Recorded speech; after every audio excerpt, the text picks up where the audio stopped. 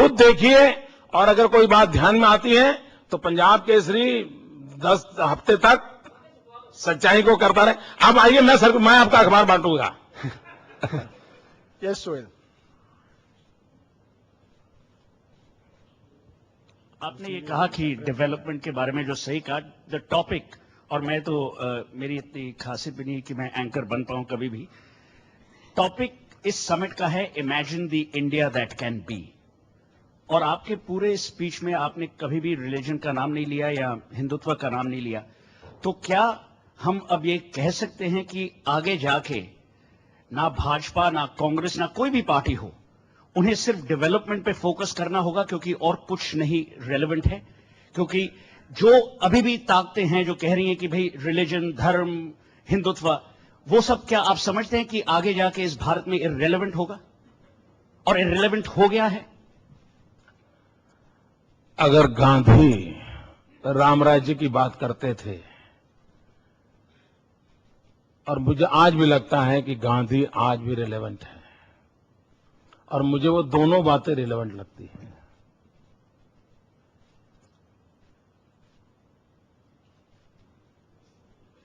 नहीं, you want to define what you think is Ram Rajya. Why don't you define it for us, sir? What is Ram Rajya? How is Narendra, sir, is Narendra Modi... Mahatma Gandhi ने जो राम राज्य की कल्पना की है, जिसको एक शब्द में कहना है तो वेलफेयर स्टेट की बात की है, और मैं मानता हूं राम राज्य का शब्द का प्रयोग, वो शब्द उनके मन में से उठना, वो बहुत ही स्ट्रांग मैसेज देता है।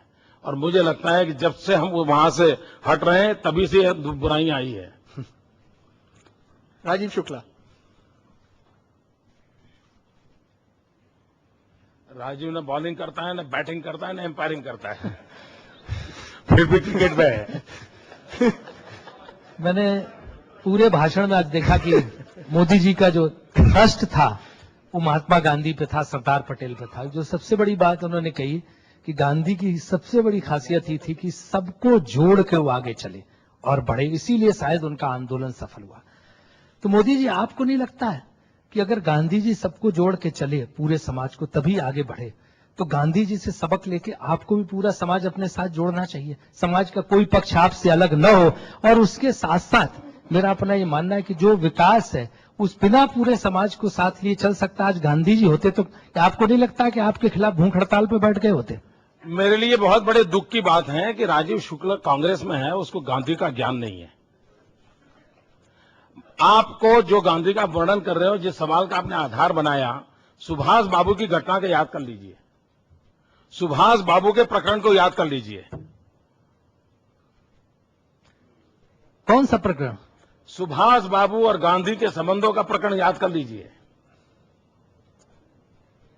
नहीं, आप पूरी बात तो कहिए। आप जो कह रहे हैं सबको जोड़ने वाला, सुभाष बाबू और गांधी का प्रकरण देख लीजिए। नहीं, आप कह रहे हैं कि सुभाष बाबू अलग थे गांधी से। आप अब उस घटनाक्रम को देखिए ना, सुभाष चंद्र बोस के बयान अपने पढ़िए, उन्होंने खुद कहा कि गांधी सबसे ज्यादा। उस घटनाक्रम को देख लीजिए। मैं अपनी कोई कमेंट नहीं करता हूं, मैं आपसे इतनी प्रार्थना करता हूं, आप कांग्रेस के कार्यकर्ता हैं, गांधी के जीवन का कांग्रेस की हिस्ट्री के साथ जुड़ा हुआ ये एक चैप्टर है, उसको आप देख लीजिए ना। नहीं, चैप्टर मैंने भी पढ़ा है। You want to specify what you're trying to say. I think forget the Gandhi Bose incident. नहीं, जो उन्होंने प्रियम्बल रखा था अपने सवाल का, उस प्रियम्बल को मैंने रिस्पॉन्ड किया है। नहीं sir, I think the question समझ में जवाब नहीं आ रहा।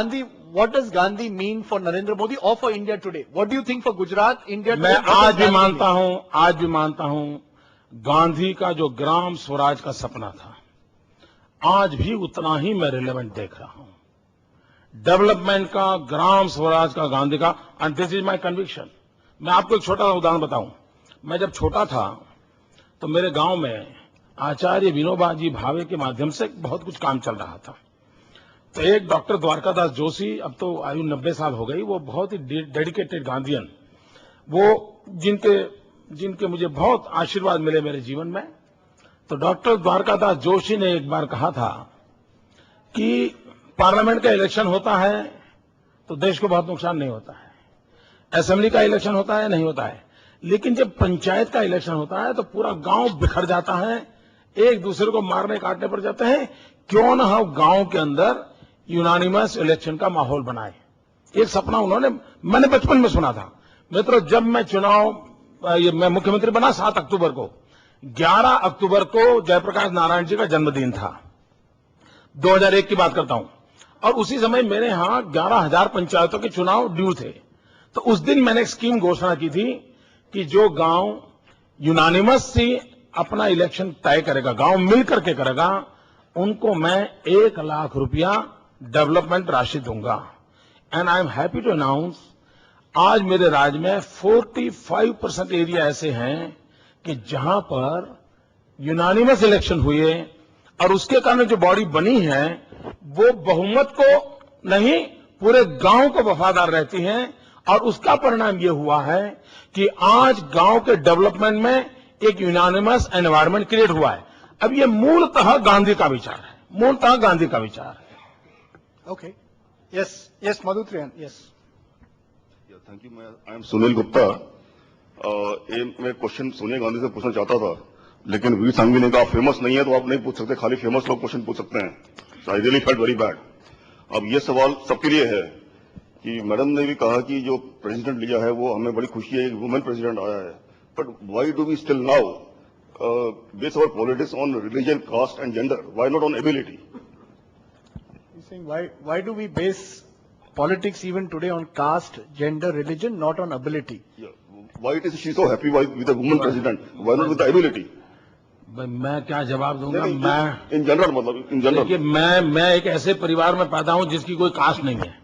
मैं ऐसा परिवार में पैदा हुआ हूं कि जहां मेरे फैमिली में कोई पॉलिटिक्स में नहीं है।